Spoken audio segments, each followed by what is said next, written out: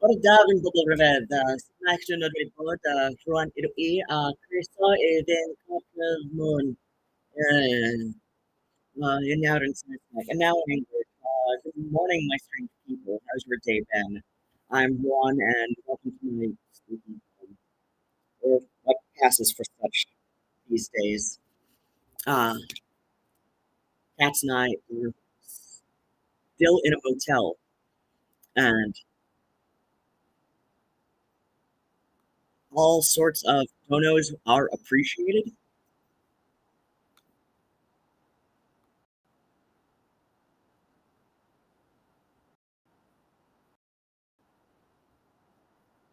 As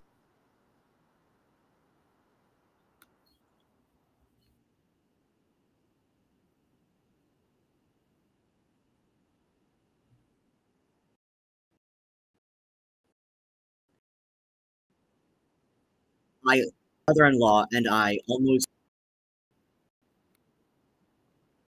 my brother-in-law went to one of those raves, and the reason I did not go, and because my sister was working that week on the continent, so my brother and I stayed in England at that time.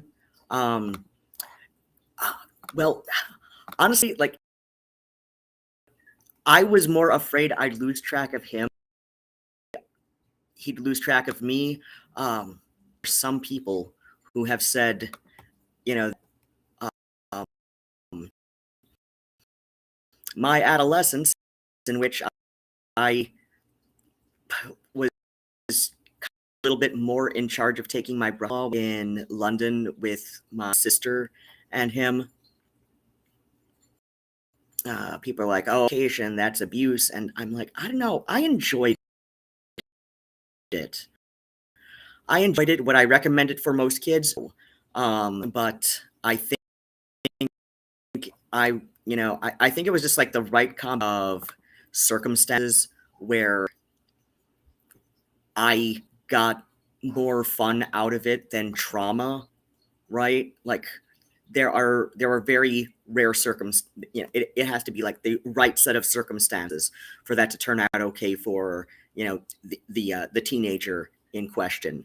And I think in my situation it turned out better than it would in most similar situations with other people. So, um, like I was the only one of my, between my younger sister and myself, so the only full sister. I was the only one who went to London with our eldest half sister from our mom's side, in no small part to keep my stepmother was a fan of this because, in her words, it would keep my father and I from killing each other. Um, when during the time of the year I am not in school, right? So in high school, like I said, I went to live in London with my sister and my brother-in-law. She was a roadie, which I'm, she was road crew technically. Like older slang, roadie is the road manager for touring bands, and you know, and that my sister was road crew. She was a guitar tech, so um, um, she worked with a lot of bands, and during the summers, she, she would just work a couple festivals on the continent for money to when she was on the road during the rest of the year, in the UK and Europe. So, um, but yeah, people tell me a lot, or at least they used to anyway. At some point, I just decided to stop talking about it because people have actually like horribly on the part of my sister and my brother-in-law. And like I said, I enjoyed it. I enjoyed it. I I will acknowledge that most teenagers, it's probably a very bad idea. It's probably going to turn out horrible for most teenagers. Um, wherein I'm the one looking after my brother-in-law more often than the other way around. At least when my sister was away, and she would be away, like I said, like a few times during the summer for like an extended festival weekend.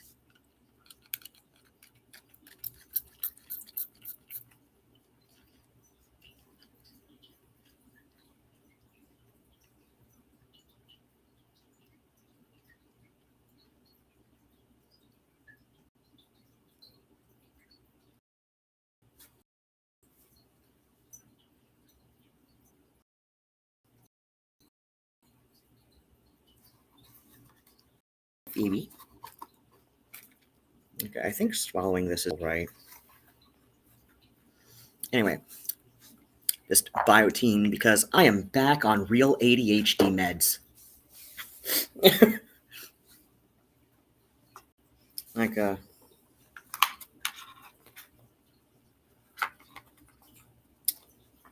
so hello, Miss Phoebe. Okay, this is the bag of meds. I forgot to put them all back into the bag last week when I refilled my pill pods, and I gotta do that again today.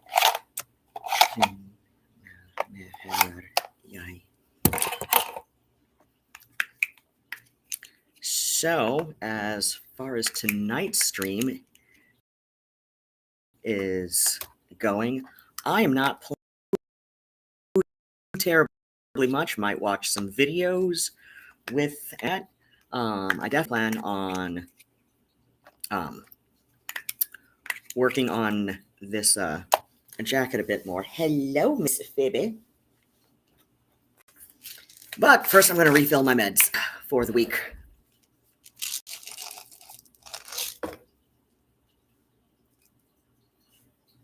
And just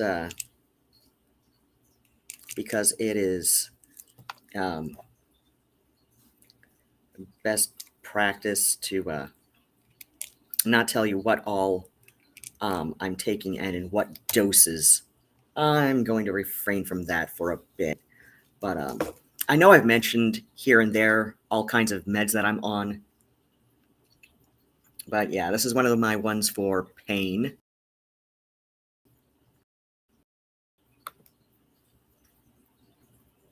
Hello.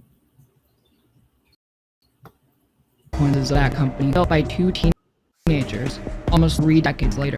Since 1955, it has been able to enter the Paris catacombs without it, with the only public section of it being available through guided tours. However, that doesn't stop catacomb enthusiasts, otherwise known as cataphiles, from easier to ask for forgiveness rather than permission. This was the case for two friends, 8 and 17, who did have a night of daring and adventure. On a Saturday night in June 2017, the two boys embarked on a journey into the unknown and entered a restricted part of the catacombs. They barely made it out alive. Well, not a lot of information is known about the boys, most likely due to French privacy law. One thing is certain: they were terrified when they discovered that they were hopelessly lost in the catacombs. Trapped in never-ending tunnels surrounded by darkness, there was no end in sight for these two young men. As the hours turned into days, one could only hope that they prepared themselves for an overnight adventure. But no, this is unlikely. The boys were trapped in Paris with no way to escape, and unless they were prepared for the chance of this going wrong. I'm turning the volume way down on a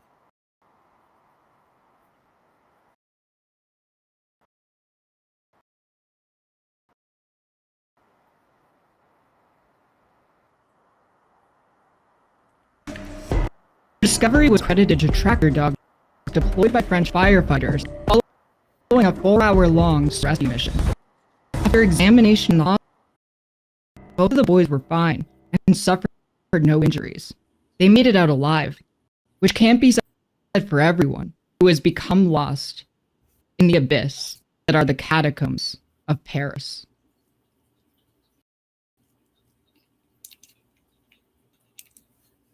Hi, thanks for watching. Start a new channel, especially one in a genre people aren't accustomed to me making content in, has really left me scared awake. I care to admit, while refining myself as a video editor and a storyteller. A huge shout out to my viewers on YouTube. Support the channel today by becoming a subscriber at Patreon. Hello, people in chat. Since I imagine I'm getting since I imagine I get a significant audience from what's it called, Catboy Ranch. I didn't play the entire Keffel's video, not sniping her views, but I watched part of it on us, and I got off the bus and I got back here, and if you hear a sound like running water, it's okay. Nothing in the hotel room is Taborkin. I just got a brand new cat fountain for the cats because the last one died in the fire, and Nigel definitely prefers running water. I have learned this. Not like I've had, not like I had running water in the fountain. I just Murnau seemed confused by water in a smaller bowl, and though he's passed away, it's just like what I kept the water in when we were in the tent, right? So yeah, like I said, Murnau seemed very confused, and Nigel prefers running water, and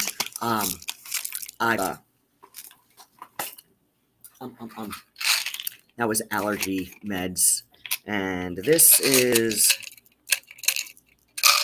Ew, I might need more of these. My doctors prescribed me a stool softener and Metamucil because I was on Vicodin for a couple of years due to back pain, and though that was well over a decade ago now, I can still no longer take a crap like a normal person about my age.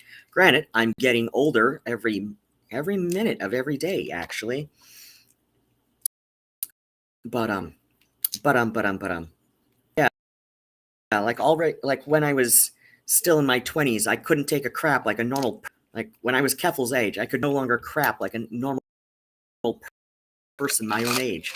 So I've been on a stool softener and Metamucil ever since, and it's so wonderful to be a lifelong medical patient, because I went off opioids, and I just wasn't a fan. The main reason I went off of it is because I couldn't crap like a normal person, and when I could, it felt like there was glass in it somehow, and I hated that. And so we decided to try other stuff for pain management because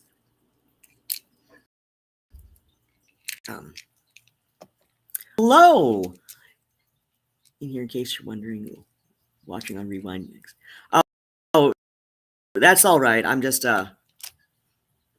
yeah, I'm sure you'll see this when you catch up. Thankfully I haven't been on all that long just yet. So all right, we've got Valerie in chat who's been watching me forever, and we've got one other person watching on YouTube according to the restream jobby that I've got on the thing. And so yeah, I got a new cat fountain, and I just picked it up at the post office today. And there's one of my anxiety meds. So yeah, I get the Petco Vital Care Premier, and it pays for itself even after at the very least over the course of a year, between the sales and the $15 in Petco I still call it Pals Rewards, but now they're calling it Vital Care. So the Petco Rewards. So you pay for it.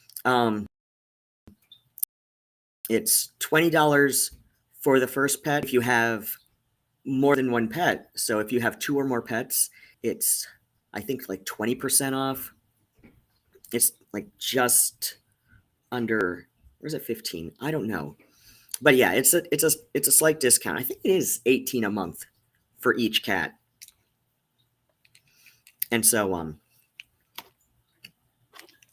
so yeah, between the sales and so yeah, you pay for it, and the first 15 of that you get back instantly in Petco Reward, which is kind of a cheap move because Petco Rewards expire after about 5 or 6 weeks, but gift card store credit kind of deal would not expire. You know, it typically doesn't anyway. So yeah, that's $15 per pet that you get back, and the rest, like I said, like at least over the course of a year, between, you know, with all the sales and the additional discount you get on food and with cats, cat litter, and certain dog supplies, I believe. But yeah, it pays for itself. So I've not canceled that in an effort to save money because, well, I have my cats with me. So if I've got my cats with me, then I have no need to cancel it, right? Because, well, I was already going to buy cat food and cat litter, and if this happens to be a month where, you know, for some reason, the bag of kibble still has, you know, plenty in there. It happens every once in a while when I've got only the 2. So then what happens? Yeah, then those will carry over into the next month where I will definitely need to get more kibble and probably cat litter. And so yeah, this is okay, this is more pain management stuff. And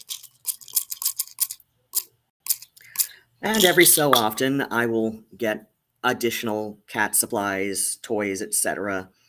And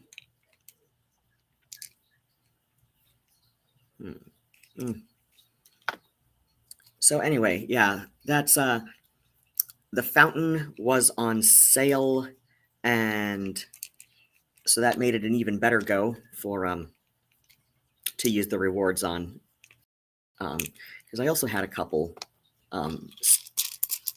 had like 1 or 2 more of the $5 off Cords coupons to that carried over from last month.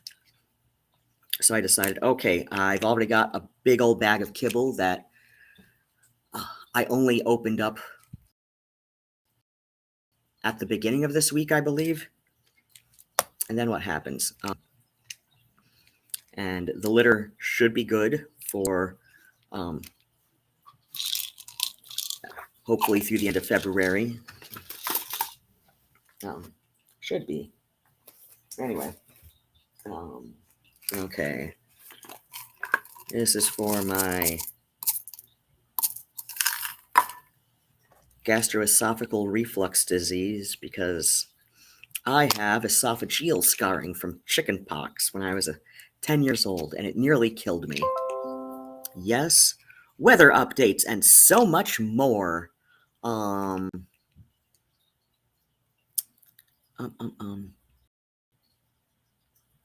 Do I? Sure. Why not? Let's open now.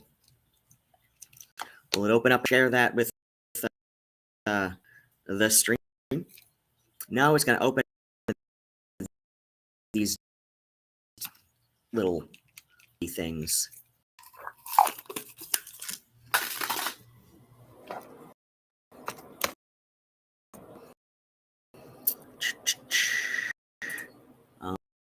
Um,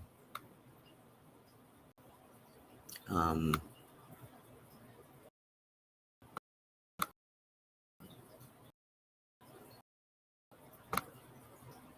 Okay. Yeah, no, we're going to the MSN jobby.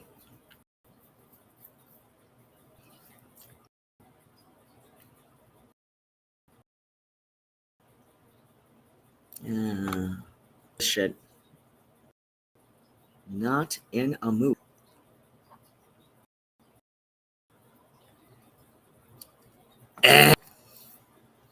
So, what was I saying? Right. Okay, yeah. Esophageal scarring from chickenpox. I don't know. So, yeah, tonight, not really planning.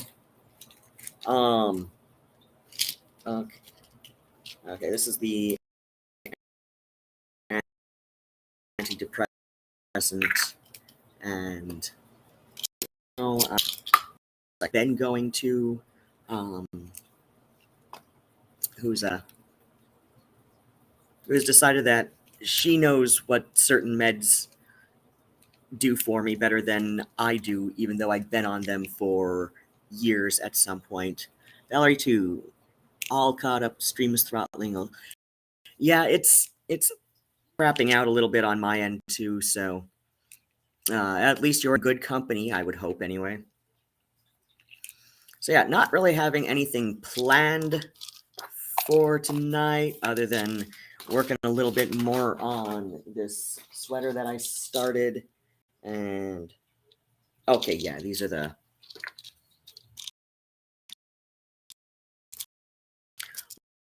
lunchtime Addy rolls. Yes. And okay.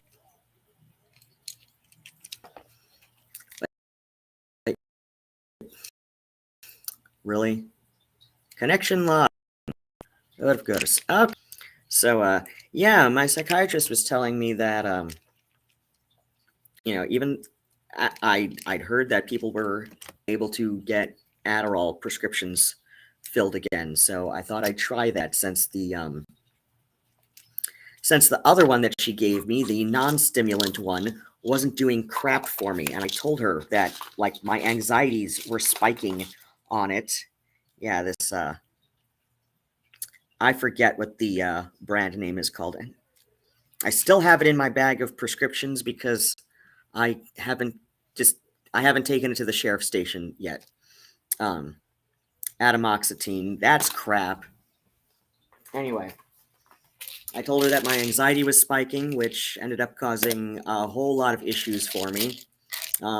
It's not saying I don't feel anxious with my actual ADHD meds, but I'm able to keep it a bit more under control. And so I was telling her that, yeah, my anxiety is spiking, and she's telling me, well, your anxiety will go up on the Adderall, and I'm like, no, it doesn't, compared to, the Strattera, that's the brand name people call it. Yeah, compared to the Strattera, no, it doesn't. It actually, like, my anxiety is a lot more under control on the Adderall. But, she wasn't the one who prescribed it to me in the first place, and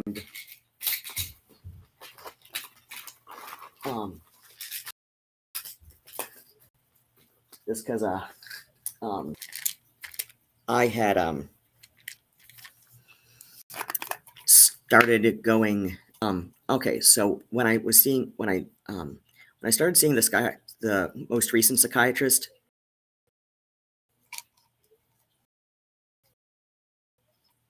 It was no, it was hard to get the generic ad. I mean, that's all I get at Walgreens with my prescription plan is, they only, that they only really give me the generic one. So,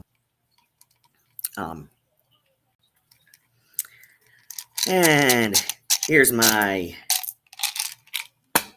antivirals for my cold sores. You know, or you know what? I'll keep it in the bedtime ones this time around because I'm but yeah, my yeah. So the so yeah, like before I started seeing the psychiatrist I had been seeing, um, I was seeing a psychiatrist at the St. Joe's um, hospital on program for this low income program where resident during their during their annual residency. So the one that I was seeing during her annual residency for that year, which was 2019-2020, she's the one who first prescribed me the Adderall after years of doing ADHD without meds. Um, but I'd finally gotten into like a place with other mental health concerns that I figured, okay, now I'm going to take care of the ADHD and see if I can actually function with meds or not, right? So yeah, and she a turnaround after well, like I went to go, so like there was this um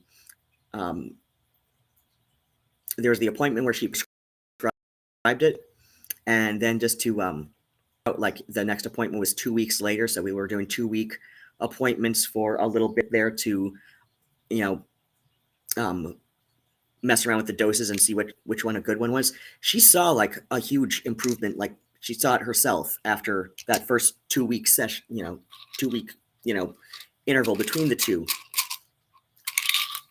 So yeah, and then something about that program changed, but I stayed with St. Joe's to see a psychiatrist, is because it was like and then I started seeing the one I had been seeing, and until very recently. And so yeah, I switched to middle of summer 2020 when it was still doing phone appointments. So yeah, that's always fun too.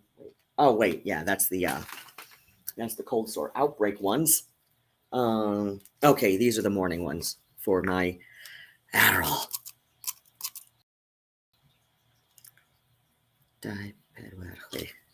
Hey. So so yeah, and so she'd only seen me, like she didn't see me before the Adderall, so she had nothing to, so she didn't have a point to compare to upon that. But, wait, they just yeah, when I heard that people were getting their Adderall prescriptions refilled again, oh wait, okay, yeah, when I heard that that pharmacies in the area were getting supplies back, so yeah, like there was a good like between, I want to say, May of 2023 and just a couple weeks ago, I had been the previous psychiatrist, like the most recent psychiatrist, she gave me Splint one, and that wasn't doing shit for me, and it was making my anxiety worse. And yeah, I'm on other anti-anxiety meds, so like I wasn't like a big puddle in a fetal position on the floor at all times, but I could tell my anxieties were spiking more than I would like it to, especially given the homelessness situation. But yeah, around um, when I heard around, like, was it late November or December? It had to be November. It had to be November, because that was like the last time I had in-person appointment there with her. Hearing like people in the area are able to get their prescriptions filled again, and can she please give me a new prescription for the Adderall, because I'd been telling her for months at that point. I'd been telling her since July. Wait, no, I'd been telling her since June. So a month before my meds got stolen out of the tent, and it wasn't even all my meds too. Like somebody like looked through and decided which ones were worth, which also included, which included the stress. So, like, it's a non-stimulus is they didn't recognize the name on the bottle and thought it must be worth something to somebody. They stole my androgel, which, okay, fair enough. I mean, if you want to sell, I mean, testosterone is an anabolic steroid, contrary to what some trans people, especially AFAB trans people, who I swear to God are some of the stupidest people I've met on the internet anyway. So I've seen them try and say that testosterone isn't a controlled substance. I'm like, yes, it is. It is literally an anabolic steroid, which is what's abused at gyms. So yeah, controlled substance, and so yes, that technically, androgel technically counts with that. Yeah, if you're going to, I mean, you'd need to like dump a whole bottle on yourself to get anywhere near like what injections for somebody abusing it would accomplish, I suppose. It's a really low dose. I mean, all things considered, right? Compared to what's most commonly abused by bodybuilders, etc., right? So, but they stole that. Like, they saw testosterone on the thing, so it's like, hey, this must be worth something to somebody at the gym, which was like only a couple blocks from where the tent was at the time. They stole my St. John's wort and my vitamin D capsules, which are over the counter from just about any grocery store or pharmacy, right? So so it's like stuff they could easily go to the Kroger around the corner from where the tent was, basically, and pocket a bottle of vitamin D. But no, they stole mine for some reason. Anyway, they left a whole lot of other things. Like, they took the ibuprofen, but they left the gabapentin. Ibuprofen is often like sold under the brand name Motrin. I think it's Motrin, right? But something that is easily available just about anywhere. Gabapentin, though, I know that has street value. I don't know what that street value is, but people have offered to buy it from me if I have any left over. I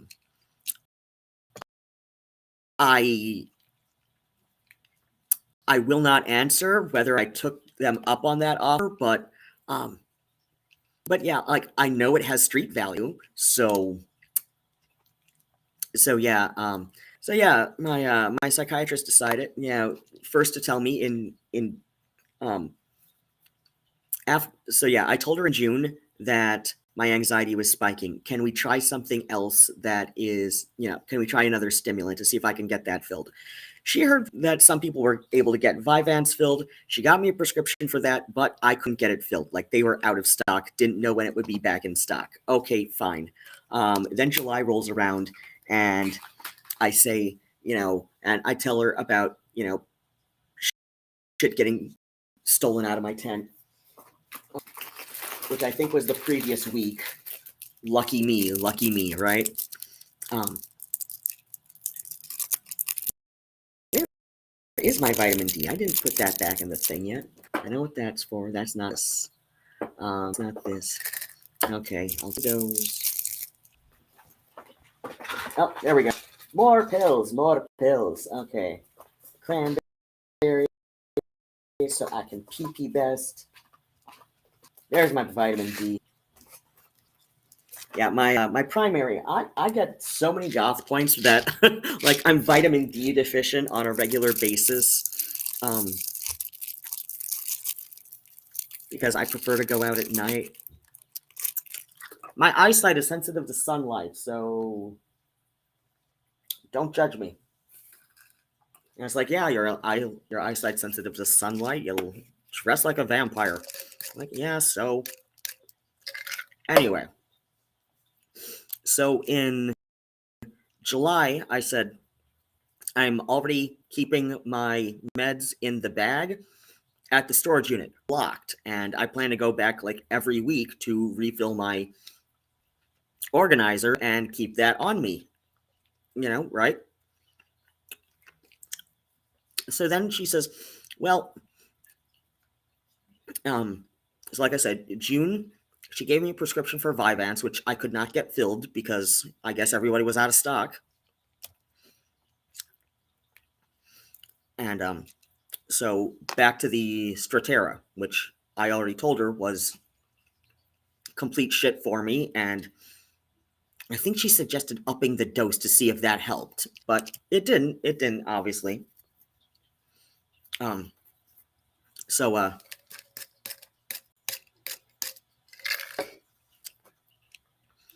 so then July, she says, well, a stimulant might get stolen again. I'm keeping my meds in the bag in my storage unit, but like up at the front so that I can refill it every week and keep the weekly organizers on me at all times. And then she says, well, a stimulant could raise your anxieties. And I'm like, but it didn't.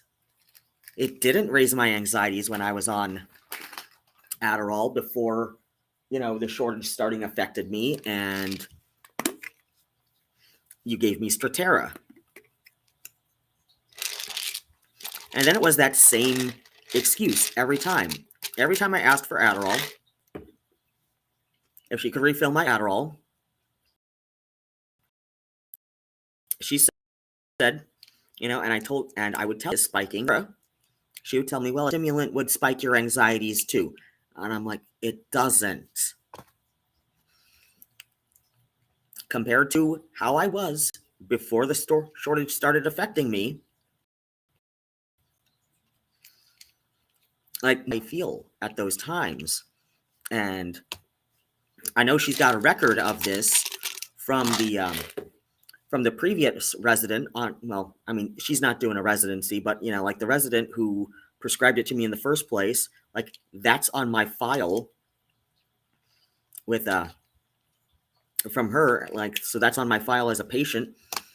And oh wait, no, she wasn't the first one who got me in 2020. The first non-resident who got me, as a psychiatrist in 2020 was the one who tried to kill me with Paxil.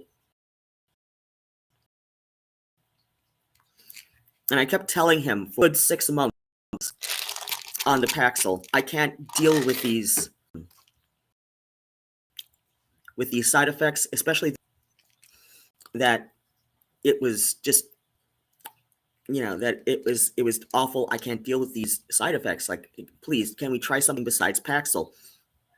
His suggestion every time I said that was, well, we can raise your dose of Paxil. And it turns out one of the potential side effects on Paxil, well, a couple of them include confusion and indecisiveness. So yes, I'm extra confused and indecisive, so he suggests to raise the Paxil when I tell him that I can't deal with the side effects. Can we try something else? So I just kind of go along with what he suggests because, well, he's the doctor and I don't know what to do against this suggestion that I know is a bad idea. And then October of, oh wait, no. 2021. That's right. This was getting into 2021. So it was like August of 2021. I had my my usual, like, my annual wellness exam with my doctor, including like a full like blood and urine panel. I was severely dehydrated. Like, can I pull up those? Oh wait, you know what? That's going back. That's going 3 years back. It's not worth pulling up on the thing, but yeah. So like when you get back when you get back your levels for the doctor, at least with the My Chart app, like it shows this little bar, and so in the little middle of the spectrum bar, let's see the straw for my coffee. So like there's a little range in the middle of the spectrum bar that it shows you for like various levels. And so like a good hydration level would be around here, say. So mine was all the way over here in the red. It was big red numbers at the top of that. And the U of M health system immediately flagged that to have me come back in and do another urine test, right? I think it was both urine and blood to check my hydration, because that's how severely dehydrated I was at the time.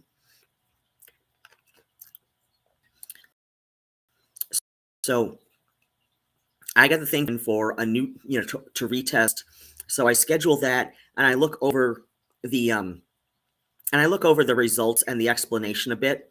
So I click on the thing to explain what this means, right, on the my chart, and I click on it, and it says severe dehydration, and so I'm like, okay, unlike my first 6 weeks on Adderall, the dry mouth from Paxil never went away, and it got progressively worse. Because Dr. Scott kept saying, Dr. Scott Pollock, right? He kept saying, well, I think we should just raise the Adderall, or not Adderall. I think we should just raise the dose of Paxil. Like, are you going to be okay with that? So yeah, like I said, mine went away like it did after about like 5 or 6 weeks on the app. That's why I'm sucking on a butterscotch right now. But so yeah, and so like as I'm reading out the explanation of like why this one level on my chart was in the red and flashing, and when I called to make a new appointment for a retest, the I think the nurse, she was either a nurse or a med tech who was doing that. Maybe it was just somebody at reception. I don't know, but one of the people at my doctor's office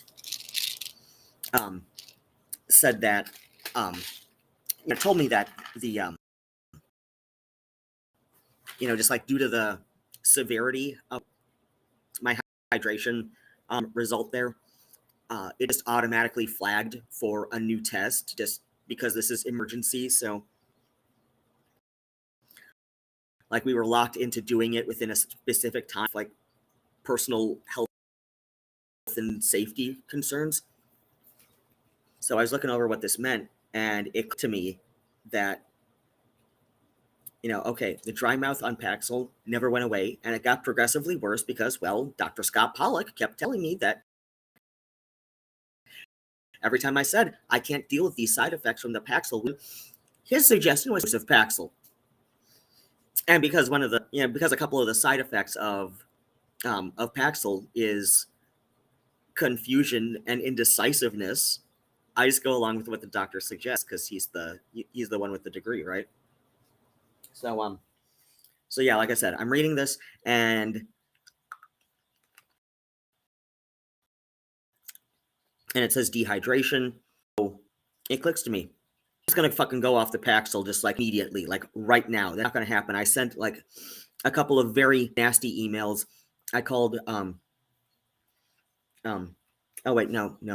I waited until the results of the lab got back after the second one, and when that happened, I did like call and I said, since it's so much better, and like it wasn't completely like it wasn't like in the green like where it should have been, but it was in the black, so it was okay, but it showed that I was getting better, like in the week that I'd been off the Paxil, between like going off the Paxil that day, I got the results back and, was basically forced by the system to make a new appointment to retest.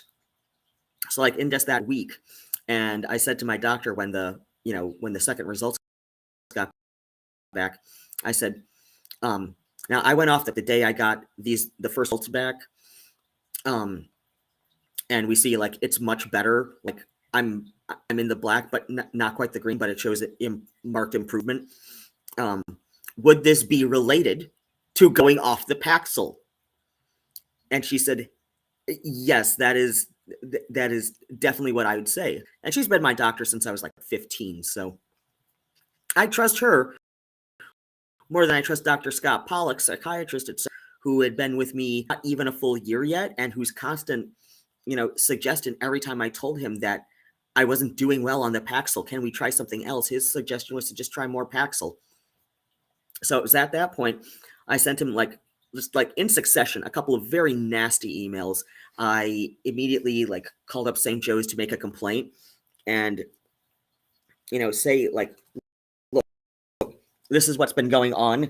Got these test results, and I will bring negligence charges, and I need a new psychiatrist because he's basically trying to kill me on Paxil. And his reply to me over the phone when it was he called me up. Oh, wait, no, it was a phone appointment where I told him, yeah, we did have one phone appointment between getting the test results back and the emails, because I was going to have the phone appointment with Dr. Scott Pollock, and I told him that I need a new psychiatrist, that his solution of my intolerance to the Paxil side effects was to just try more Paxil. And he's like, well, I'm sorry that you feel Paxil on you. I'm like, dude, you literally were pushing Paxil onto me. I don't know how else to put it. I wasn't feeling like that. That is what happened. And you as the doctor should know some of the established side effects for Paxil includes confusion and indecisiveness. And my anxiety is not so bad. I'm I've always been, it's never been so, at least when I'm not in an attack, right? It's I'm not right? There are times it would make sense for me to be indecisive, and whether or not I should continue a medication that I know is working for me is not one of those times where I normally would be indecisive. And I'm like, no, you literally were pushing Paxil onto me, because how else would you explain it? I was telling you I can't deal with the Paxil anymore, and your solution, the solution you offered, when I say I can't deal with the Paxil anymore, I would like to try something else, that I had said repeatedly for months at that time, just a little short of a year at that time. And his response was always, well, you seem to be doing really well on the Paxil, so let's just raise your dose of Paxil. How else would you put that? That is pushing Paxil onto somebody who is saying that Paxil is not working for him, that Paxil is actively harming him. And now I had proof that Paxil was actively harming me. And, if he wasn't actively trying to kill me via Paxil, then he was being extremely negligent, right? In continuing to a medication that I had said repeatedly for just short of a year was not working for me, and that I would like to try something else. That's either severe, that's either gross incompetence or outright malice. There's no other explanation for that.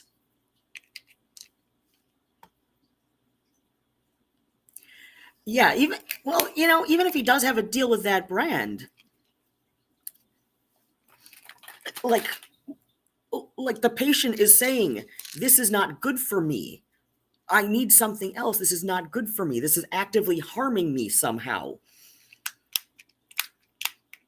And his response to, me coming there with the medical proof that it was actively harming me, his response was, well, I'm very sorry that you feel like I was pushing Paxil onto you. Ooh, that is what was happening. It's not what I felt like. I don't care what kind of kickbacks you get from Pfizer or whoever, makes. Pfizer does have a significant office in the Ann Arbor area. So like I've known people who, at least done grunt work there. Hey Josh, you just missed my my rant about how a previous psychiatrist was trying to kill me with Paxil, because like that's the only logical explanation. Either it was like, a negligence to the point of sheer incompetence, or it was malice. And but yeah, so like to catch up to the most recent psychiatrist, even after I was hearing from local friends that they were getting Adderall prescriptions filled locally, can we try me, can we give me Adderall again?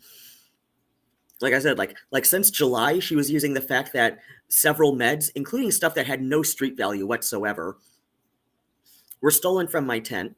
She used that to, deny me a prescription for Adderall. And this was in spite of the fact that I assured her that, since a lot of things were stolen out of my tent that previous week, including several meds, some of which had zero street value, but that's the line of subhuman that wants to add to another person's already apparent suffering, right? So yeah, like once it got to a point where like she couldn't use, so yeah, like in July, like I had an appointment with her like the week after several meds, but not all of them were stolen out of my tent. And as I said to Valerie, I don't know, 10 minutes ago when I first briefly mentioned it, so it's like they stole stuff that had no street value, but left a couple of things that did have street value, like my gabapentin. I know that has street value. I don't know exactly. I've offered to buy it off him before, if I have any extra or whatnot. Like they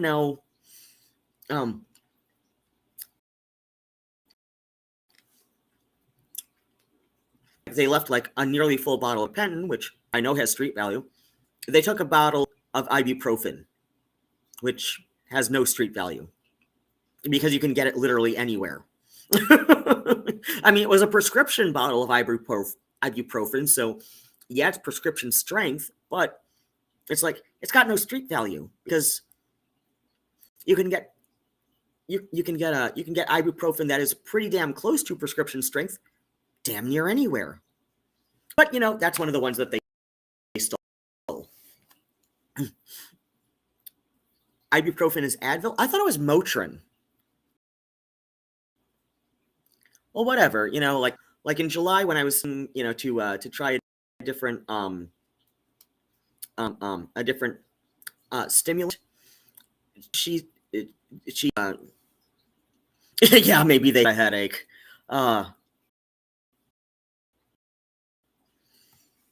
And I'm certain who it was, like based on everything that was stolen. So anyway, as he began many times before, then I hear like I say, like, can we try, at least another stimulant that I might be able to get filled? I didn't have luck getting a prescription for Vyvanse filled, so she suggested maybe taking down the Strattera a bit. By the time like September or October around, because at that point, like it had become a consistent thing with me saying that, like, look, I needed besides Strattera, like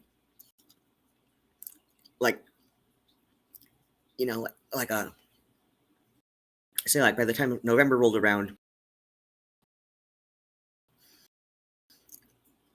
I was hearing that people were So yeah, like it's something like I said, like with zero street value, even at prescription strength, because it's available everywhere. Like go to the Kroger and just like pocket a bottle of it off the shelves, right? People don't need to steal it.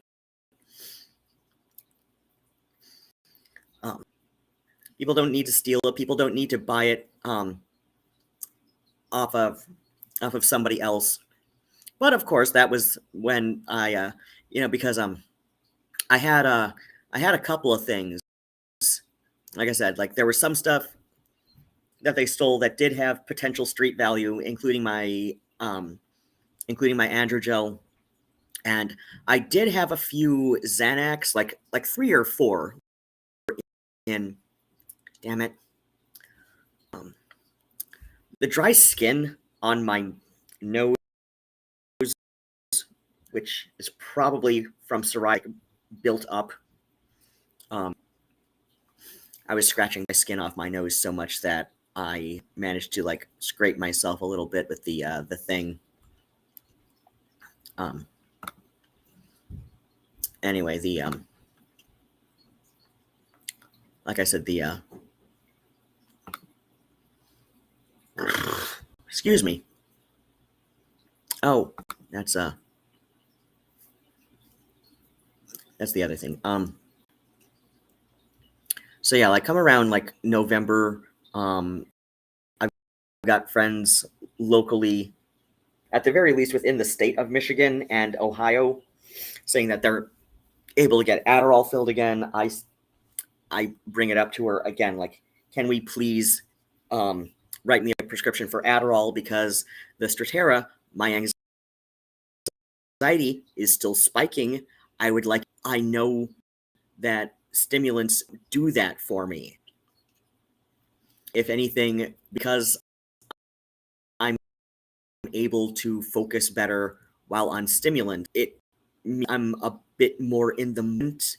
And yeah, when I am panicking, it can hit me like a wall sometimes, but I would rather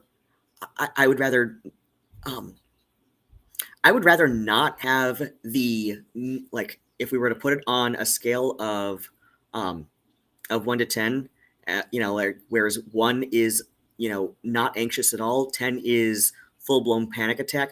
I would rather have I would rather a 1 to 3 all the time about with my anxieties, with everything that's got me anxious, rather than be at a constant 5 or 6. Because if I'm at a 1 to 3 every day, then I can manage everything better to avoid getting to a 7 to 10, right? And that's how that's how Adderall works with me, with my ADHD, right? It's like I'm able to maintain focus on the things that I need to do, and if I'm at a 1 to 3 all the time, where some of the things that I'm worried about and anxious about, such as the current situation. By the way, I'm only paid through. Ah, crap. That's right. We go with a the web. We just did it at the front desk. So yeah, I am currently through the very least morning of the 18th. So copy.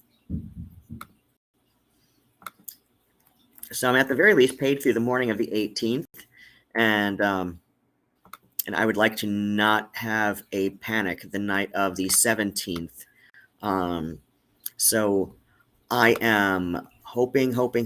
I mean, obviously, it would be really nice if we could. Or you know what? Hold on. Okay, gotta hide that one. Is there? Do I have other options with it? No, I don't. Okay, so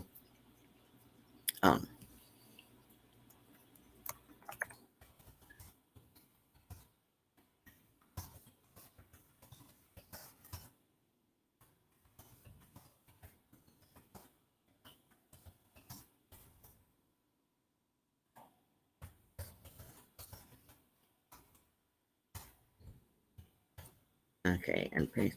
And you know what? I'm just gonna like bring it down to just my regular thing. Okay, there we go. And this I'm going to pin, and I'm going to put it down at the bottom of the thing. All right. All right, so then what happens? Okay, so yeah, she still kept insisting that if I were to go back on the Adderall, that my anxieties would spike. But I'm telling her that that's not how it works for me, because I actually have the um, defective, dopamine um,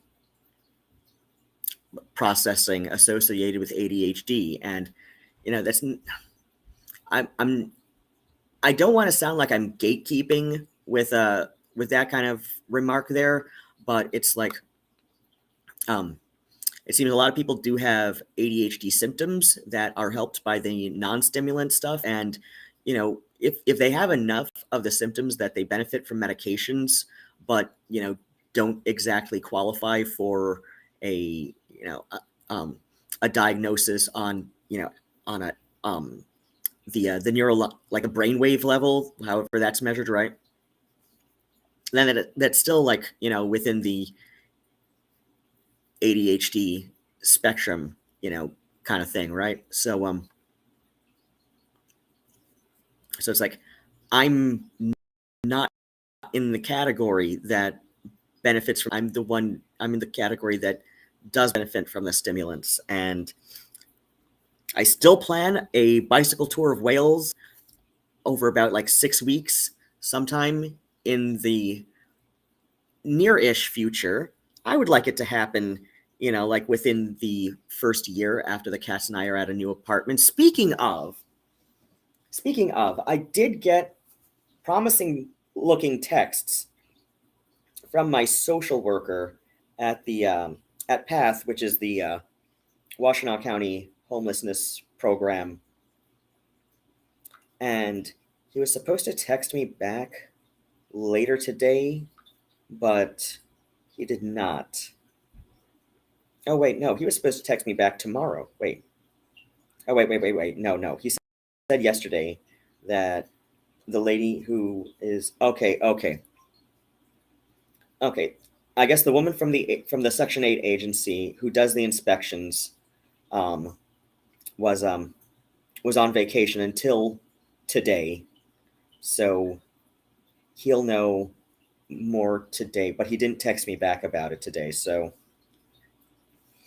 um and last night I decided to set a really annoying text alert for his number so that I know to look at it.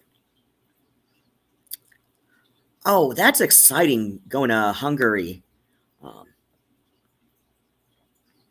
yeah, I'd like to do the bicycle tour of Wales with Nigel. Um, Probably not Phoebe, just because it's easier to travel with one cat than two. But I have to bring Nigel with me because everybody has told me when like I have somebody coming to feed the cats while I'm away for an extended weekend, and I've never been away from the cats longer than that. But I'm told by every single person that Nigel stops eating if I'm gone longer than a night, or if I'm gone longer than overnight, Nigel stops eating. And I don't want my cat to stop eating, especially not Nigel. He's my sweet little boy and he knows it. Like, I love them both. Like, always, like, parents always say that they don't play favorites with their kids, but the kids always know who the favorite is. The kids always know who the favorite is. Um,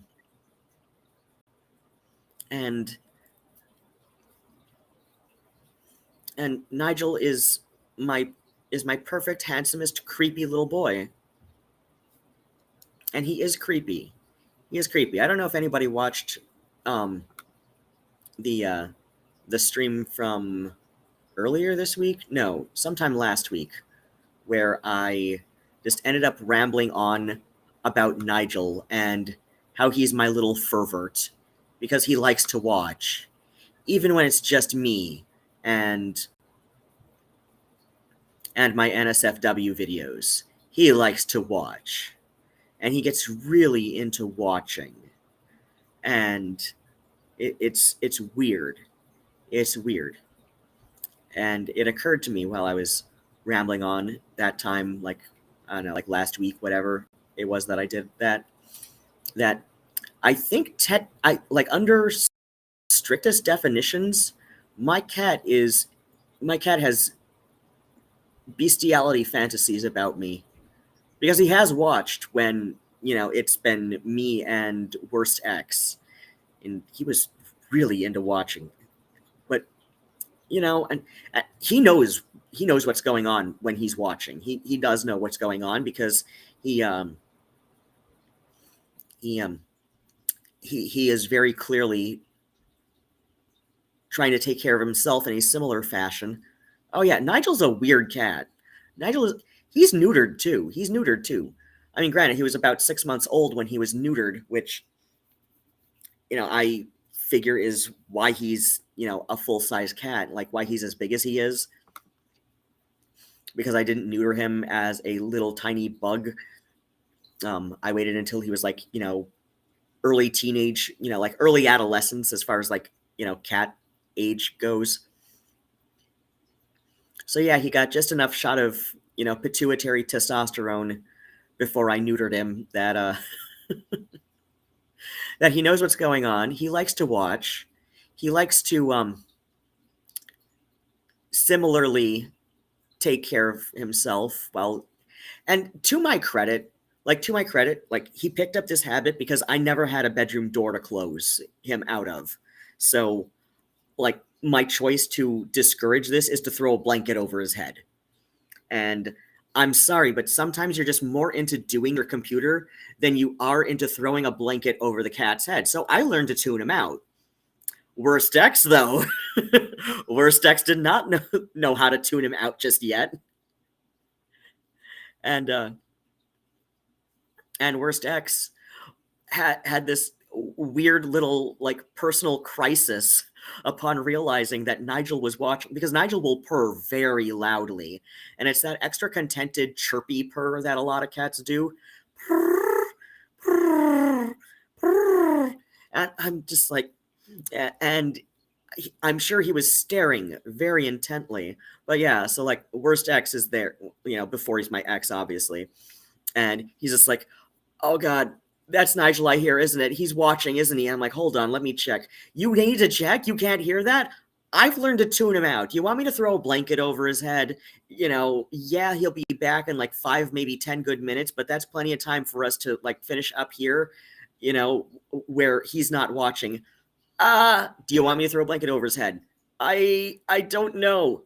Why don't you know? Because then it's like I'm acknowledging him. You're acknowledging him right now. He knows when he's being talked about. This is probably making it more exciting for him. Like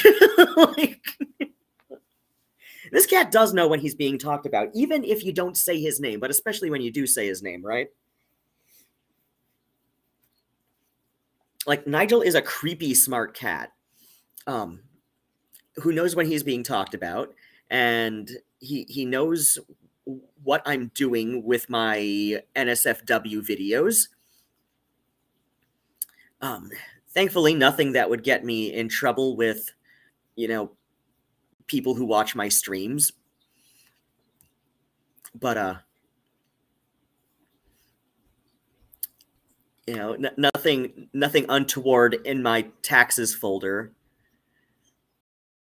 So, like I said, from what in Catboy Ranch.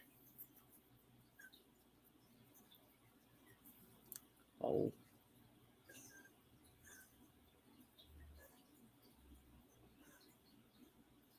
Nigel's got a touch of asthma. He's having one of his little daily coughing fits from it. It's kind of dry in here. That seems to make it a little bit worse on him, so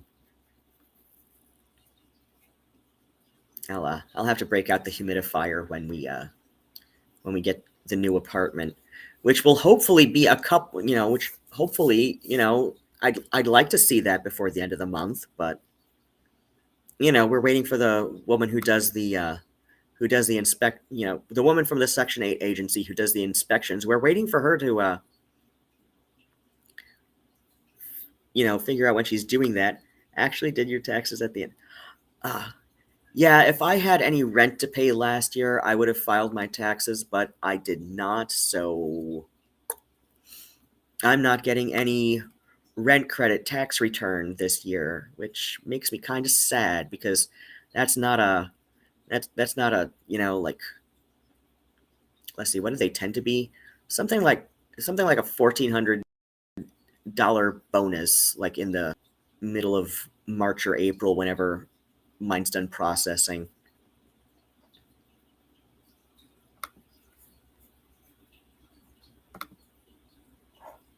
But that's my Nigel in this photo.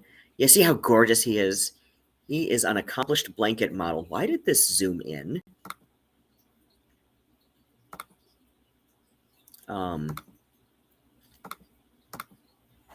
Okay.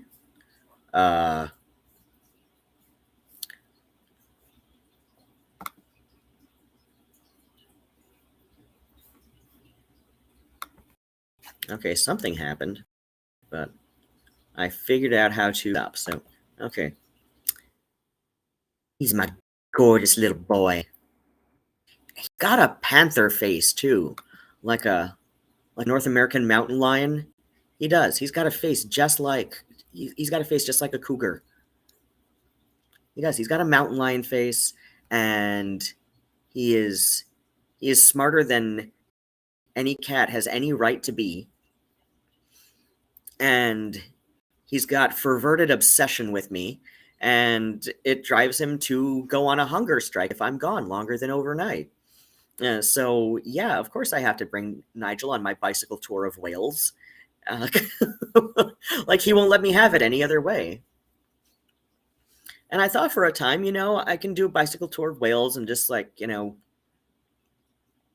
the backpack or, the cargo rack on the back of my bike, I can probably, like, put together, like, like a really small, like, 2-person sleeper tent, for, like the nights that we might have to, but I can't do that. I have,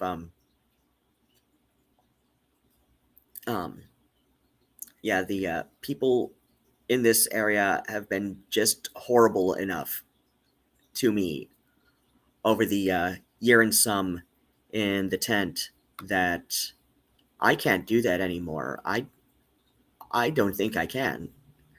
So I will have to go the route of couch surfing, which is difficult with a cat, but it is preferable to being, absolutely terrified that, um, dumbass teenagers who, or whatever, are gonna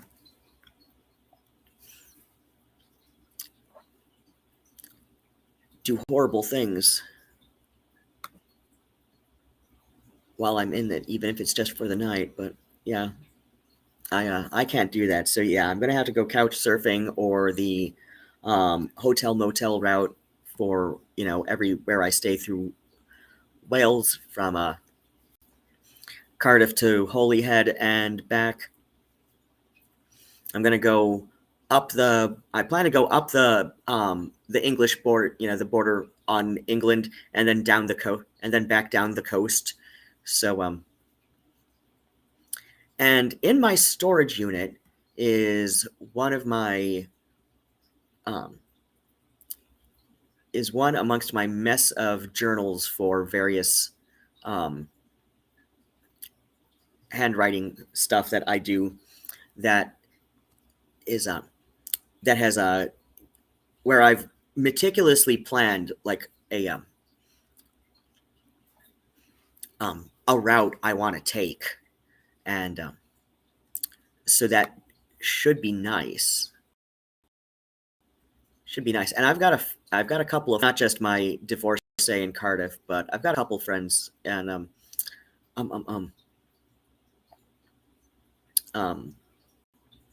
Thea lives really near the English Welsh border in England, so she's offered to come out and see me.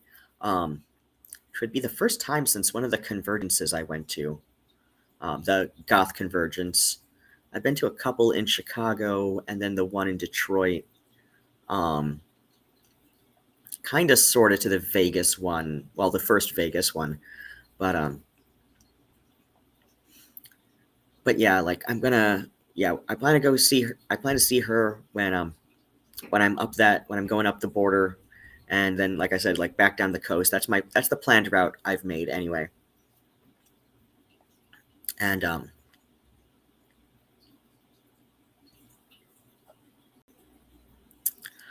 what's your cat's name? I've got to see. I've got to see. And of course, like, well, both of my cats are black, both Nigel and Phoebe. Do I have Phoebe pictures on my Ko-fi? I know I've put. I know I've got an now in and I should anyway, because on my commissions is yeah this is an old picture of her now. Another accomplished. He was fluffy. He was a fluffy little noodle. I mean, you can't see his face there, but I mean, come on, like we've got a cat modeling with a blanket. Like, how can you not? Okay, yeah, and there's a let's see. So this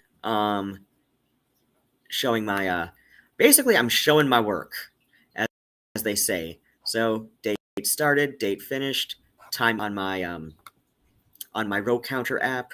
And then this is the older version of the craft pricing calculator app that I use on my phone. They did an update and it looks a lot better than this here.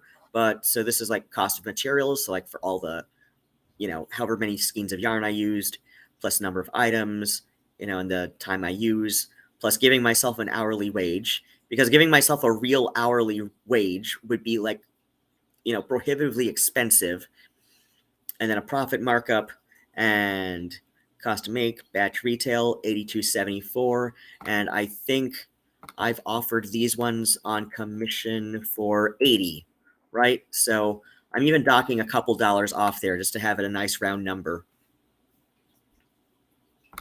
But like, come on, like you gotta if you're offering commissioned blankets, you gotta take pictures with the cat.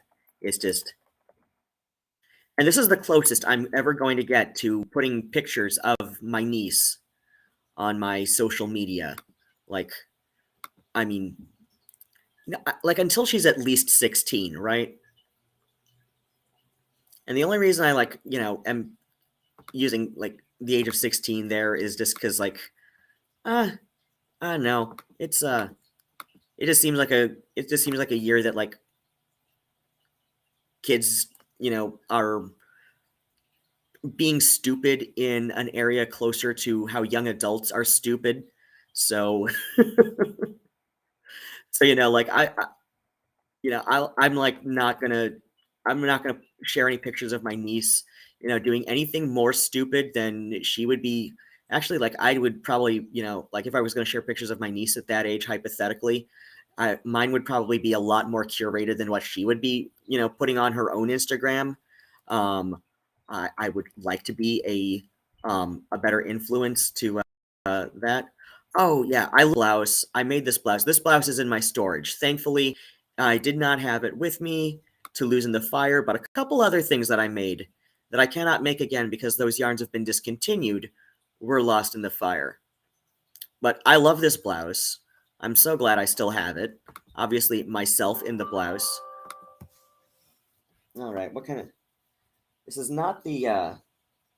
That's not the text alert that I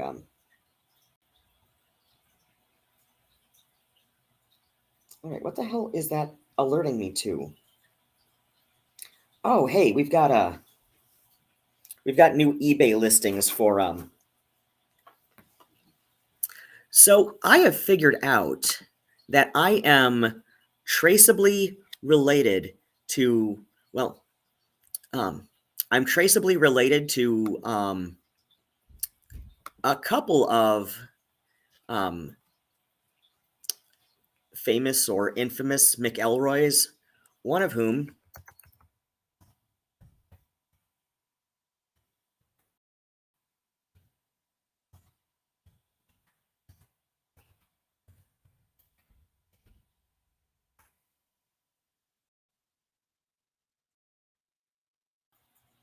really? Okay. So I'm traceably related to him. Um, I I wish I had photos of my father before he died, that I could share online. I'm sure my aunt has some somewhere that I can ask her for copies of. But but I really do see the family resemblance in his face. He's a cousin that I guess like um that is oh crap, that I guess like my paternal grandfather and that brother just like already weren't talking to each other. So like my dad never knew him as his cousin growing up, but um my dad, I've mentioned before that my dad was a widower at the age of like 19 and 61, 62ish. So like his first wife died, and it from like it was a freak accident. She was about 5 months pregnant, and they were married a little under a year. So it wasn't even one of those situations where they had to get married. No, they only had to, in dick quotes, wait until she was 17 so they could skip over the border to Indiana. They will allow people to get married as young as without parental permission. And at least up through the late 1950s, they didn't care if you were out of state. So yeah, so yeah, my dad and his first wife, they met at an AA meeting for teenagers in the Metro Detroit area. Like in Detroit, yeah. So like they met as teenagers at a teen AA meeting. He asked her like the first day after the meeting to marry him. My dad did this with every woman he married. First day they met, he asked to marry her, or asked her to marry him, right? And and uh, I guess her response was, something like, well, let's go to a movie first, okay? You don't have a ring for me. So so yeah, they just like they were together like a year before they were married, before they skipped over to the Indiana border after she after she turned 17. A teen AA meeting, and what? Yeah. So it took about a year, but then like I said, they were married a little under a year. She was 5 months pregnant. It was a freak traffic accident while she was crossing the street. He fell off the wagon. Understandable. You're a widower at 19 years old. Of course, it's gonna like hit you hard emotionally. And he spent like the next 10 years hopping, like hoboing around, hopping freight trains. And that's when he finally met his cousin Ken. Um, he was going through Missouri. He knew he had some family there. Um, and yeah, like I said, I can definitely see a family resemblance in his. And if I can ever get some family photos from my aunt, because that was her older brother, my dad. If I can ever get some photos from my aunt, I can show that the family resemblance is pretty strong. I definitely see it. I definitely believe that that's my dad, his father's side, because but yeah, this was a subtitle on this episode of Casual Criminalist: The Man Who Deserved to Die. There's other ones that there's other like things um about him Yeah, if we search Ken Rex McElroy, oh god, I hate the way people pronounce McElroy. So many people pronounce it McElroy. I'm like, no, it's McElroy. It was McGilroy, M'Gruah, McGilroy. Until approximately 1924, when my paternal grandfather and came over from Belfast, so I know how my name is pronounced. Um, Strange. It is technically still unsolved, though people know who did it. People know who did it. It's just a, oh yeah, yeah, how a small town took out the town bully and covered it up for 30 years. It's been going on 40 years at this point. It was if not more than 40 years. But yeah, people know who did it. It happened in broad daylight. It's just nobody's talking. In broad daylight, surrounded by witness, everybody's kept there. Everybody's responded was like, I didn't see anything. So yeah, it's like it's definitely. And he was a bitch. I'll that's one way of putting it. He was not a cool dude. Um Not a chill dude, and um even my father hated him. Just even my father hated him, so and my father was one of those guys who would usually find something good to say about, like, like you could otherwise be a real son of a bitch. He'd usually still find something good to say about you. He had nothing good to say about his cousin Ken. So, like the first, last, and only time he met that side of the family, um, he had nothing good to say about his cousin Ken. And I'm also traceably related from that side of the family to though I think it's a little bit more distant. There was a furrier based in Chicago.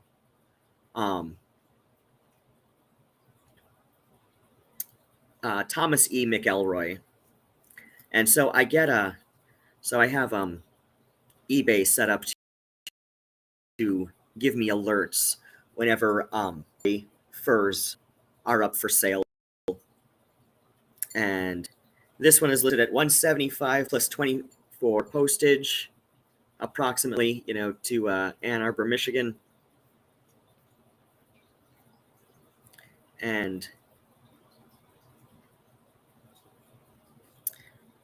but yeah, like this is a little bit more distant because, like many people coming from various parts of Europe, my paternal granddad's parents had family already based in the Midwest, Great Lakes region.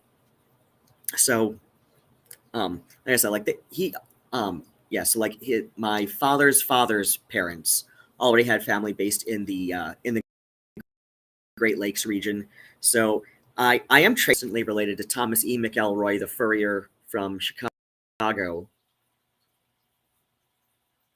in the Chicago area. So that's an interesting, huh? That's an interesting little thing going on in the lining inside. I mean, the monogram that makes me sad when, like, something is monogrammed, so it's like personalized and it's up for sale on eBay or in antique shops and thrift stores, because, like, it shows that there was a family member that just like there or that there weren't family members who thought this was like preserving from a family member who parted, like whether that means like they just passed away without family, or if their family didn't see like, oh well, they cared enough to get this with a monogram. And that's a really beautiful little coat too. So if you're going to get it monogrammed and personalized like that, then um, then yeah, like somebody probably, really saved up for that, for like either a gift or just like a personal indulgence. It was probably a gift. That's my guess anyway. But yeah, so I have eBay me alerts whenever a Thomas McElroy fur coat, or for I love this I love collars. I love fur collars. Please don't ask me why I especially love fur collars. Oh my gosh. They've got photos with it. Okay, so this is more of yeah, so this isn't quite a collar. Definitely in the it's definitely in the stole. Oh my gosh, for sale is my great grandmother's real authentic vintage mink stole slash scarf. This was my great grandmother's piece of fur. It was purchased in the mid 1920s. This fur stole is approximately, oh my gosh. I've included two of my great grandmother. One is dated 1927, 1955. God damn it. This is, oh my gosh. I mean, that is gorgeous. That is gorgeous. That is a gorgeous piece. 60 plus 11 for postage. I mean, obviously, I'm in no position to get it right now, but I will add to watch list. Keep my fingers crossed.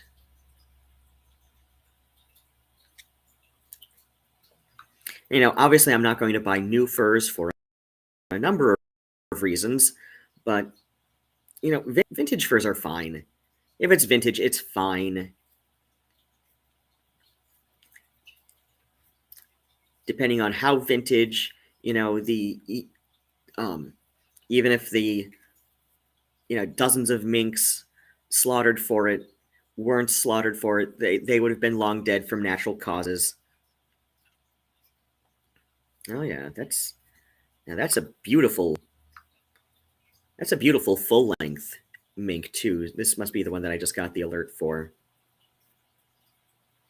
But this one's priced at $700. Allegedly free postage.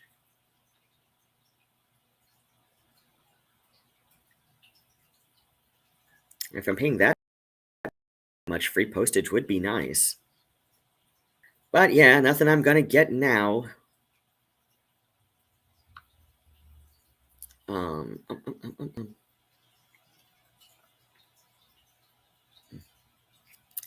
So you know what? I seen the beginning of the Ken McElroy Casual Criminalist. So let's watch that, and I can offer some running commentary period throughout. Oh, I forgot this touchpad mouse on my laptop. Half the time, it's way too sensitive. The other half, it doesn't. It barely recognizes that I've touched.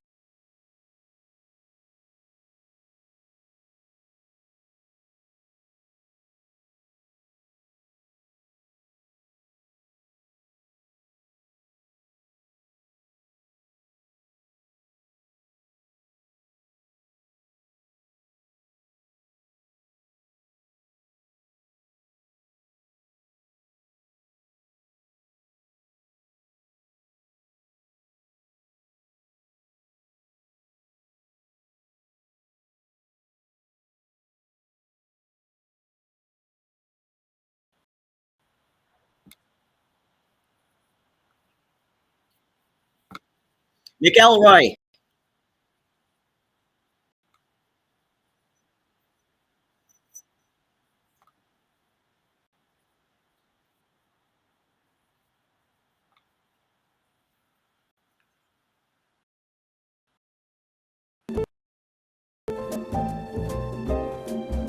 everybody, welcome as always. I'm your host, Simon. Welcome, Dan McElroy. Subject of today's episode. I feel like I've made a video about this before. There was some dude that hated him, and then everyone was like, I didn't see anything. I don't know what happened to him. Seems like we all got together and like, yeah, it's not really just joking, or are we? That sort of thing. Welcome to the show. My name's Simon. What happens here, if you're new, one of my writers in this case, Emma, she's written me this script. We're going to explore, we're going to learn it together. I've never read it before. That's how we roll here at the Casual Criminal. So let's just dive in. Hello, Simon. You're cracking out the best jokes today. Oh God, I slept so badly, and oh God, they're just like up in the night. And I also went to bed late. So I went out with my mates for dinner. So why have we done this? Why is my life like this? I'm so tired. Today's spoiled for choice when it comes to what to watch when we plonk our TV. Growing up, we're limited to whatever was on television at the time, and in our house, renting movies from our retreat, not a weekly occurrence. It's a movie maybe as a family like once a week. It does feel very antiquated, doesn't it? It's like one of those grandkids or whatever. They're going to be like, you did what? Well, I have to go and physically get data from a location. You just have it on your computer in like 72K. By the time DVD rolled around, we somehow became the owner called the man who shot Litty Valerie, John Wayne. Heard of him? A young guy called Ransom Stoddard, moved to West frontier town called Shinbo. There he's confronted Liberty Valance. A murderous actually terrorized the town. Ransom tries to use the law balance to justice, but Tom, a local rancher and sharpshooter, tells him that there's only one kind of justice a man like Valance knows, and it involves bullets. Inevitably, Ransom and Valance face off in a duel in full view of the entire town, and despite being attacked. Okay, wait. Hello, Miss Phoebe. Okay, Phoebe just went up to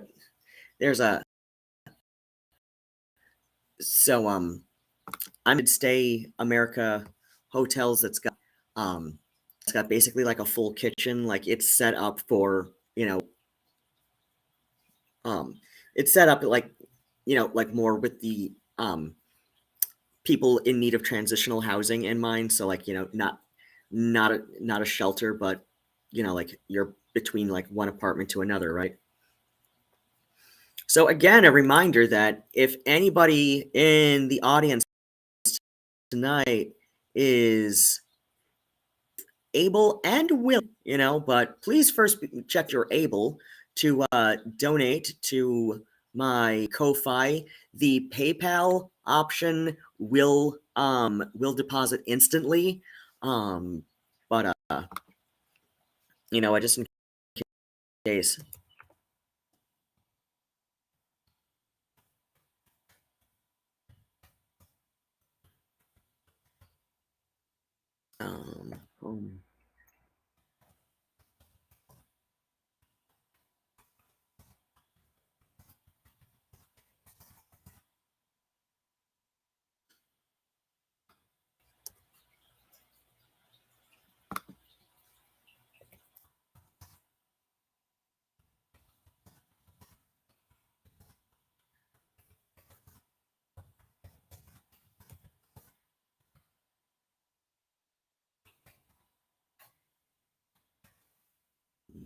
and boom and in and show. So we switch these two out.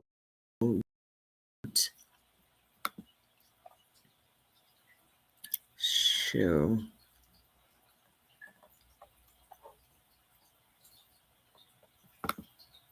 Okay, unpin.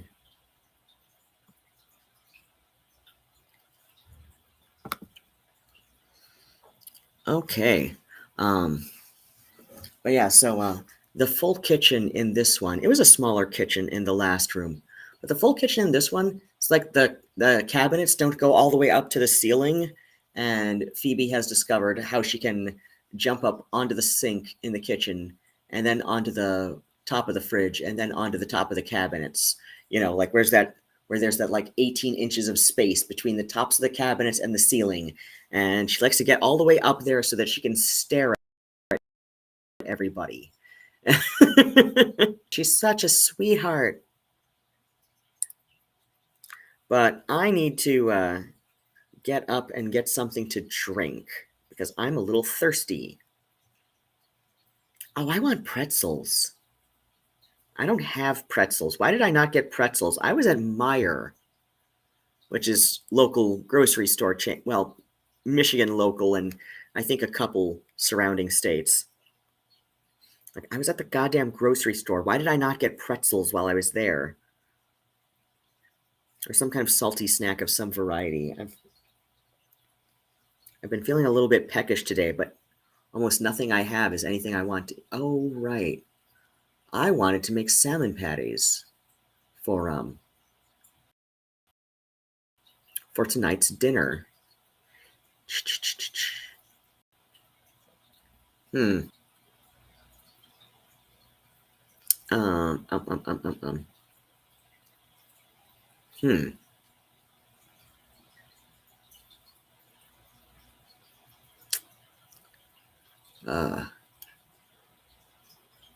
Now there's a little bit of clutter on the kitchen counters, and I don't want people judging me. I was thinking of taking the laptop up to the up into the kitchen, but I've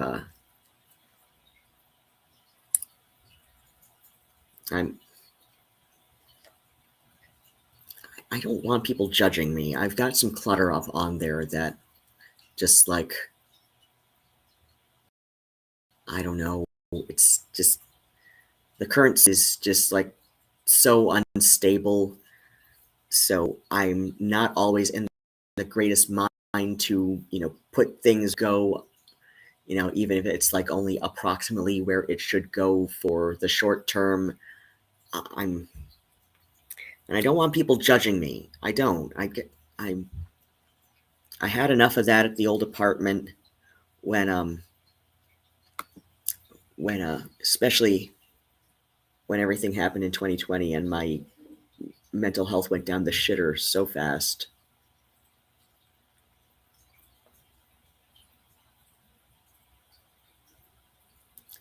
I don't like people judging me for that. So I don't know. I kind of want to watch this. We're watching the stream though. Yeah, I'll just get up and get something to drink, but I'll cut the stream. It's already going at 1.25 speed, so it's going to go a little bit faster than the, what is it, hour and 20 runtime? Okay, hour and 23 hour 23:59 runtime. So yeah, a little under an hour and a half runtime. It's going at 1.25 speed. So yeah, I'll just end the stream after this episode of Casual Criminalist.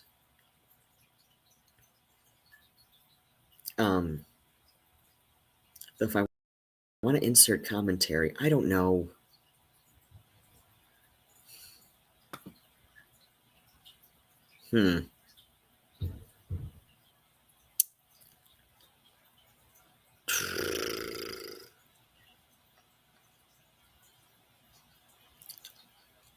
Okay, you know what? I'm going to end the stream for right now, but I'm going to come back in like, I don't know, an hour-ish after I've made my salmon patties and cooked up at least one. Having a blast. Yeah, I should take a look at drama posting while I'm taking a stream break to yeah, I'm gonna end the stream for now, but I'll be back in about an hour to try and hopefully make tips happen without without doing anything shameful. Actually, you know what? I don't have I don't I'm not really an established presence on any of those, on any of those sites where femboys, can do things noodly for tips and stuff. So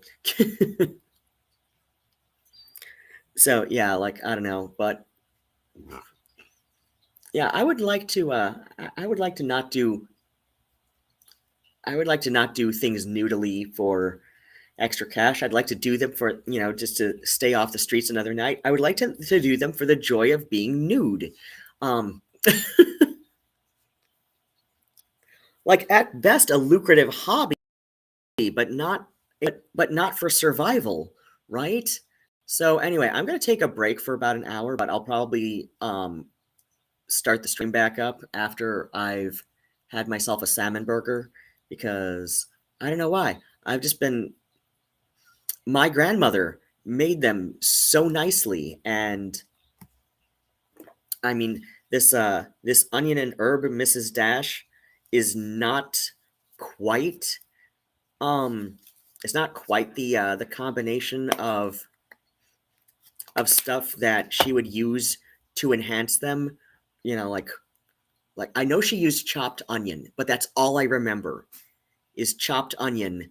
But there was like other things she would add besides salt and pepper, of course.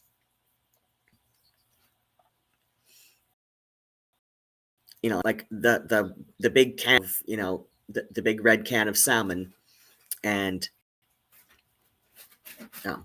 and because of uh-oh, Nigel's discovered the box and the packing paper that the new fountain came in. Nigel's not usually a fan of boxes.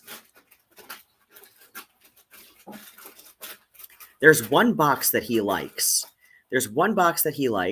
And it is a box that I got on antique 1954 General Electric waffle iron in. It was the original box. I did not know this when I purchased it on eBay. It just said that it came with the manual with recipes in it. But it also had the original box. And of course, like, I'm getting out the waffle iron from the box after the you know, package comes in the mail, when, you know, like almost 10 years ago now. So, you know, I put the box on the kitchen table, and I take the waffle iron out, and I'm getting all jazzed to start it up, you know, and everything. And I take the manual with me to go read it on the couch. And Nigel gets up on the kitchen table and into the 1954 General Electric waffle iron box. Because, you know, it's antique cat furniture, basically. So it goes nicely with the rest of my antique furniture. But other than that, and that's his favorite box, and he gets so pissy when the other cats are in his box because it's his box. Even if he's not in it right now, that's his box. And he will pout. Like, especially Murnau, because, like, Murnau did not give a fuck. Like, Murnau had zero fucks to give, which, you know, is one of the reasons I miss him so much, because he had zero fucks to give. Like, he would be annoying, like, you know, one of the two older cats, which, you know, you do especially when he was a kitten, but he had zero fucks to give. Like, yeah, like, they would be expressing their annoyance through a combination of body language and vocalizations. But he would just be laying there like, oh, look at me, I'm such a cutie, though, with zero fucks to give in that little brain that, you know, had all of one cell that had any kind of thinking power to it. And it was adorable. It's adorable. Like how he would annoy his, you know, older adoptive siblings. It was as cute as fuck. And, you know, when Murnau would be in Nigel's antique box, basically, his antique waffle iron box from 1954, like I said, the original box that the waffle iron came in, Murnau would be in it, and Nigel would just get pissy, and he would like you know, bop Murnau on the head with his paw, and Murnau would just be like, "But look, I'm so cute," and just like, and Nigel would just like sit there and pouting, just like, "What the hell? No, this is my box." But yeah, like, even my cat prefers antique furniture, which I just find kind of funny. I mean, yeah, he'll get on the, you know, cat tree. It's, you know, a relatively modern one. Oh God, that thing's nearly 20 years old. Yeah, Best X and I got that.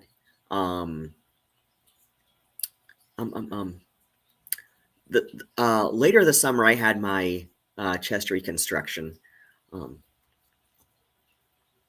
Because it was like the previous autumn that he had adopted his cat Chunk. And But yeah, I took it over because like the clown lover, who was somebody he was seeing before, um, just before I moved back from Lansing. And we call them the clown lover because they have inappropriate feelings towards. Nigel has inappropriate feelings towards me.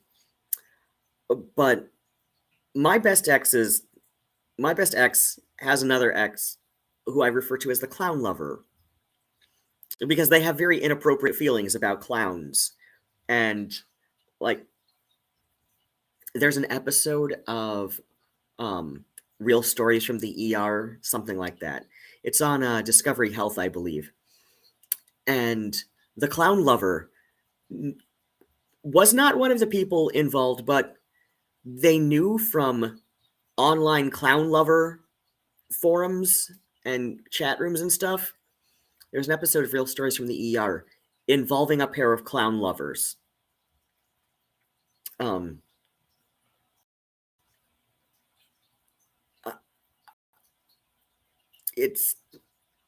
It's very inappropriate, and it was very and the story of how they got there was very inappropriate.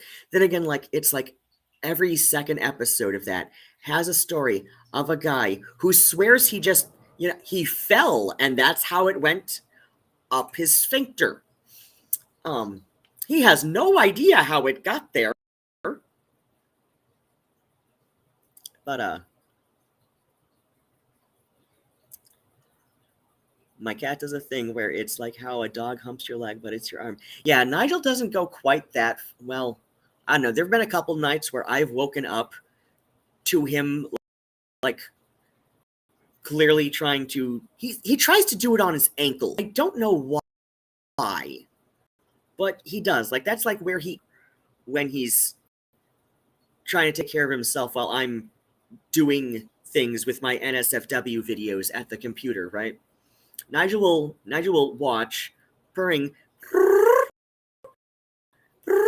that chirpy kind of purr, that extra content, kneading his making the pawpaw muffins on this one blanket in specific. It's his favorite blanket to do that on.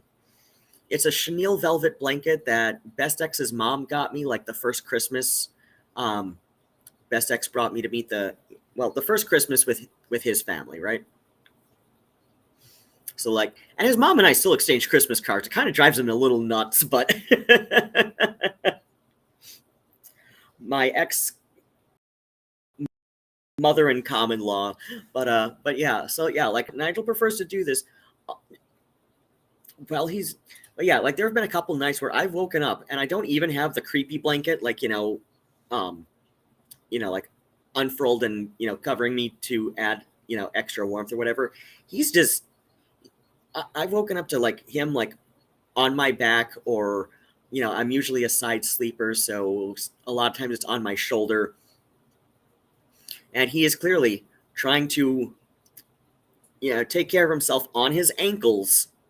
And believe me, I know that's what he was trying to do because his rear end was facing me when please don't Google what that looks like. If you don't have to see it, I advise not. I mean, it's okay. It's a cat, but it's still kind of weird, right? Not as disturbing as what a duck's looks like. But anyway, yeah. Nigel's my little pervert. How the hell did I get going off this tangent? Right, I was gonna get up and make some patties because I was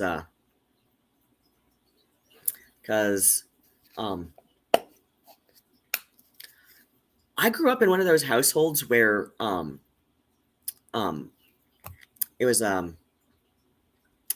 we kept doing fish on Friday all through the year, even though I think it was just before Pope John Paul II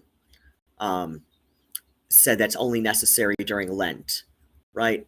Like it was a mid 20th century change, but my family, like both sides, just kind of kept doing fish on Friday throughout the year, just because that's just how they grew up, right? And so that's how I grew up, with Fish on Friday all throughout the year. Um, and the and the uh, and the sisters that ran my old Catholic school were a Felician order, which in the United States is probably the stricter order to do Catholic schools. So when they did have cafeteria, it was Fish on Friday just throughout the school year, even you know, even when it's not Lent, right?